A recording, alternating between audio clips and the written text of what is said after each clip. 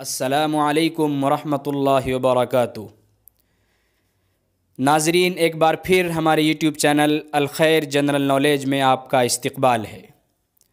دوستو، اس وقت عالم اسلام بلکہ پوری دنیا میں فرانسیسی صدر کے خلاف احتجاجات ہو رہے ہیں۔ اس کی تمام مصنوعات کا مکمل بائیکاٹ کیا جا رہا ہے۔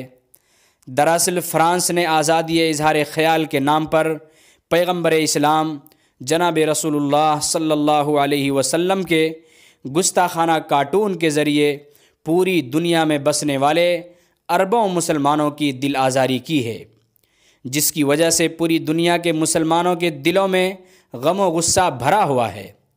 اسی لیے all India Muslim personal law board کے سیکریٹری جناب مولانا خالد سیف اللہ صاحب رحمانی نے اپنے صحافتی بیان میں کہا کہ پیغمبر اسلام کی شان میں گستاخانہ کارٹون نے تمام امت مسلمہ کو سخت تکلیف پہنچائی ہے، اور یہ اظہار خیال کی آزادی نہیں بلکہ تہذیبی دل آزاری اور شر انگیزی ہے۔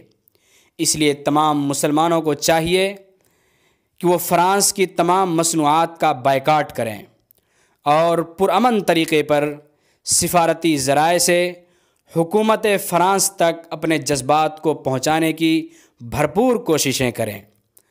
دوستو، تمام مسلمان مل کر متحد ہو کر فرانس کی مصنوعات کا ایسا بائیکاٹ کریں کہ دن میں تارے نظر آنے لگے، اس لیے کہ یہ بدبخت شیطان دولت کے پجاری اسی وقت سبق سیکھیں گے جب ہم تمام مسلمان مل کر اس کی تمام مصنوعات کا بائیکاٹ کریں گے۔